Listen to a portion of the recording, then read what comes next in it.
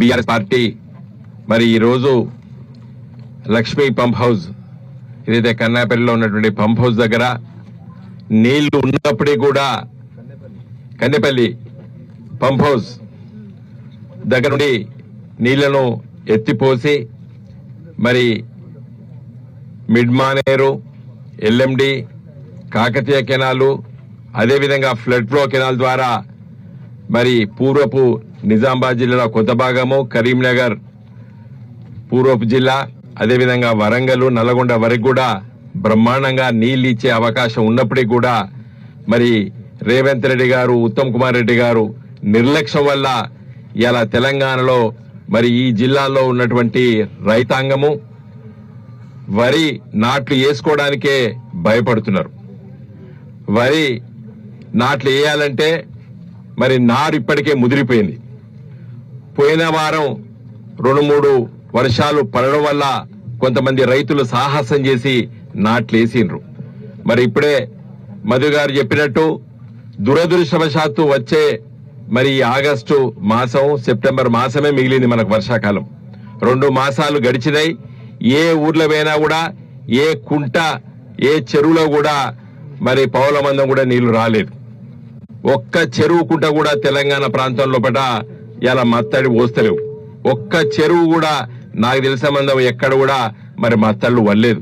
ఇప్పటి వరకు మంచి వర్షాలు ఉంటే బ్రహ్మాండంగా మరి చెరువులు కుంటలన్నీ కూడా నిండు. దురదృష్టవశాత్తు దాన్ని ఎవరిని నిందించవలసిన అవసరం లేదు. సృష్టిలో ఈసారి మనకు వర్షాలు మరి ఆలస్యం అవుతున్నాయి. మరి వచ్చే 2 మాసాలు కూడా పడతాయా పడవా తెలియదు. మరి ఇక్కడ ఎందుకు ఇన్ని నీళ్లు ప్రవహిస్తున్నాయి? ప్రాణహిత కలిసిన తర్వాత ఇంత పుష్కలంగా ఇలా నీళ్లు వెళ్తున్నాయి. నేను ఈ రోజు ఉదయం ఇక్కడికి వచ్చే ముందు మన వెబ్సైట్ లోకి వెళ్ళి చూస్తే ఇక్కడ ఈ రోజు మన లక్ష్మీ పంప్ హౌస్ దగ్గర ఉదయం 9:30 గంటలకి 97.60 మీటర్లు లెవెల్, అంటే మీన్ సీ లెవెల్ ఇక్కడ ఉన్నది. అంటే 93.76 మీటర్లు ఉంటేనే బ్రహ్మాండంగా పంప్ హౌజులు స్టార్ట్ చేసుకోవచ్చు. ఇప్పుడు ఇక్కడ దాదాపు ఇది స్పష్టంగా 97 ప్లస్ 97.60, అంటే ఈ రోజు ఉదయం 9:30 కూడా దాదాపు 5 మీటర్ల నీళ్లు ఎక్కువ ఉన్నాయి ఇక్కడ మన నిలబడే దగ్గర. ఇంకా మనము మేడిగడ్డ దగ్గర చూస్తే 1,40,000 క్యూసెక్లు ఇవాళ ఉదయం 9:30 ప్రవహిస్తున్నాయి. అంటే రోజు దాదాపు 10 టీఎంసీల నీళ్లు ఇలా సముద్ర పాలవుతున్నాయి ఇక్కడ కలిసిన తర్వాత. ఎందుకు? తెలంగాణ సమస్యల్ని తెలంగాణ కళ్ళతోని, తెలంగాణ మనసు పెట్టి, తెలంగాణ గుండెతోనే ఆలోచిస్తేనే తెలంగాణ సమస్యలు అర్థమవుతాయి. ఈ రేవంత్ రెడ్డికి, ఈ ఉత్తమ్ కుమార్ రెడ్డికి, ఈ బండి సంజయ్ బీజేపీ నాయకులకి ఏమీ అర్థం కాదు.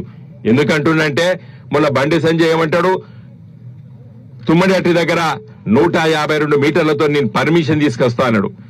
చాలా సంతోషం. నీకు బ్రహ్మరథం పడతామని చెప్పిన నేను 2 నెలలు నీకు టైం ఇస్తామని చెప్పినాం. పర్మిషన్ తీసుకురా. నువ్వు కట్టలేవు, ఈ రాష్ట్ర ప్రభుత్వమే కడుతుంది. నువ్వు పర్మిషన్ తీసుకురా. ఇంత అవగాహన లేదు. వాళ్ళ బీజేపీ ముఖ్యమంత్రి, ఇప్పుడు మహారాష్ట్రలో ఉన్నటువంటి ముఖ్యమంత్రి ఫడ్నవీస్ చెప్పిండు, నేను కట్టనియ్యనని చెప్పిండు. మన కేసీఆర్ గారు ముఖ్యమంత్రి ఉన్నప్పుడు, మేము పార్లమెంట్ సభ్యులు ఉన్నప్పుడు అక్కడే బొంబాయిలే వాళ్ళ ఆఫీస్ లో కూర్చొని చర్చించినప్పుడే నేను కట్టనియ్యను, నేను దానికోసమే జైలుకు పోయినాను కూడా చెప్పిండు మరి ఫడ్నవీస్. ఆ అవగాహన లేదు మరి బీజేపీ నాయకులకి.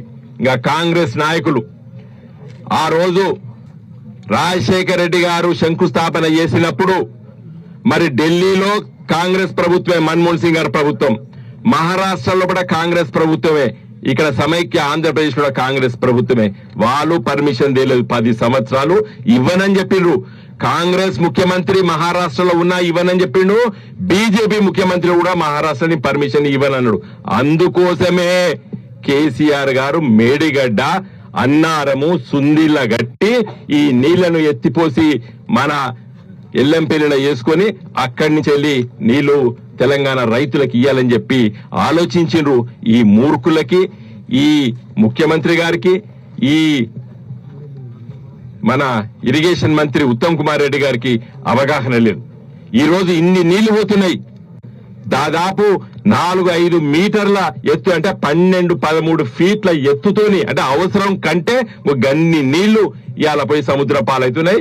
మేడిగడ్డ దగ్గర ఇవాళ ఉదయం 1,40,000 క్యూసెక్ల నీళ్లు 85 గేట్లు ఓపెన్ చేస్తే పూర్తిగా ఇవాళ సముద్రం పాలన అవుతున్నాయి. అందుకోసమే ఇవాళ మరి మేమందరం కూడా ఇక్కడ రావడం జరిగింది. మరి ఇప్పుడు మనకు చూడండి ఎంత ఎండ కొడుతుందో. ఈ కాలంలో చల్లగా ఉండాలి, తుంపురు పడుతుండాలి, లేకపోతే ముసురు ఉండాలి, వర్షాలు పడవలసినటువంటి మరి ఈ రోజుల్లో మరి ఇట్లా ఉన్నది కాబట్టి ఈ నీళ్లను మరి సముద్ర పాలు చేయకయ్యా రేవంత్ రెడ్డి అని చెప్పి విజ్ఞప్తి చేయడానికే ఇవాళ ఇక్కడికి రావడం జరిగింది. అయితే రేవంత్ రెడ్డి మరి ఎందుకు చేస్తలేడు? ఇంత తెలివి తక్కువ రేవంత్ రెడ్డి కాదు. ఆయనకున్న తెలివి ఏంటంటే కేసీఆర్ గారిని బదనాం చేయాలి.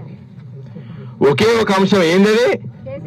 కేసీఆర్ గారిని బదనాం చేయడానికి ఇలా రైతుల నోట్ల మట్టి పోస్తాడు రేవంత్ రెడ్డి. అన్నారం సుందిలకి ఏమీ కాలేదు, ఆడ నీళ్లు ఉంచొచ్చు కదా అని చెప్తే అవి కూడా ఇబ్బంది పాలు కావచ్చు అని చెప్పిండ్రు. నేషనల్ డ్యామ్ సేఫ్టీ యాక్ట్ ప్రకారంగా మరి నేషనల్ డ్యామ్ సేఫ్టీ అథారిటీ వాళ్ళు చెప్పిండ్రు నువ్వు కట్టుకోవని చెప్పిండ్రు. కట్టుకోమని చెప్పి కూడా ఏడాది అర్థం కింద చెప్పిండ్రు. యజమానే కట్టుకోవాలి. యజమాని ఎవరు? రాష్ట్ర ప్రభుత్వం. చట్టంలో అదే చెప్తుంది, యజమానే దాన్ని రిపేర్ చేసుకోవాలి, కట్టుకోవాలని చెప్తుంది.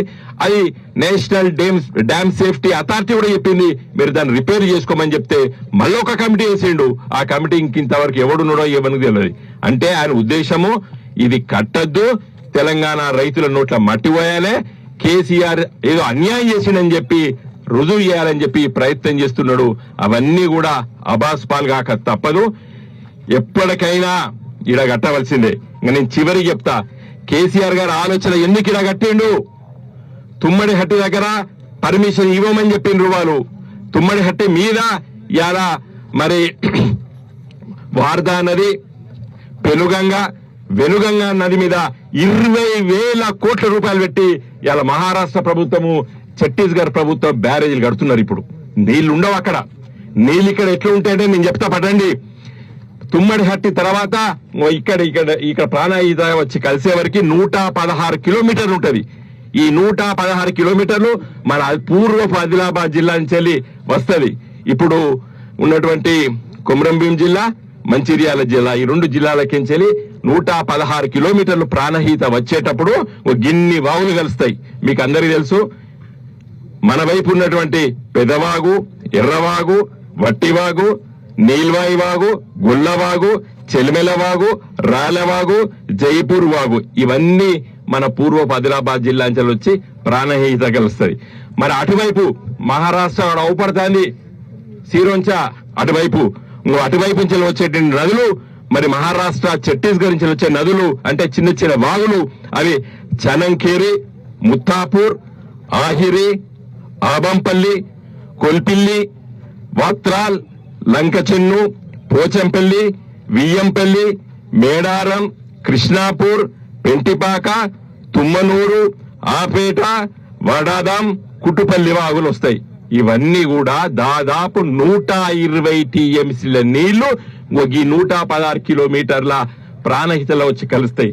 కేసీఆర్ ఎందుకు గట్టిందంటే తెలివి తక్కువ. ఈ అధికారులకు కొంతమందికి తెలియదు, వాళ్ళు వాదిస్తున్నారు, రిటైర్ ఇంజనీర్ కొంతమంది. మరి ఇన్ని వాగులు వచ్చి ఈ 116 కిలోమీటర్ల ప్రాణహితలో కలిస్తే 120 టీఎంసీల నీళ్లు ఇవి ఎటుపోతాయి? మనం ఇక్కడ మరి మేడిగడ్డ కట్టకపోతే, అన్నారం కట్టకపోతే, సుందిల కట్టకపోతే అవి పోయి సముద్రం పాలైతాయి. ఇది కేసీఆర్ గారు. ఇంకొక విషయం, ఇప్పుడు ఎట్లా తీసుకపోవచ్చు నీళ్లు ఉంటాడు.